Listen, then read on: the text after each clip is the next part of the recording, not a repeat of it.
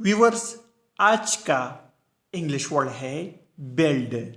Build का क्या मतलब है, आइए सीखते हैं इस वीडियो में।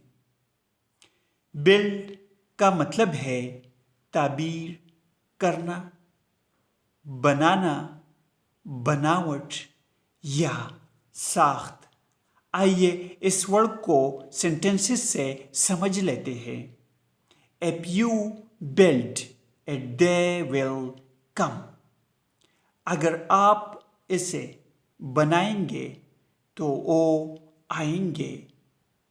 It is easier to pull down the build. तामीर से नीचे खींचना आसान है।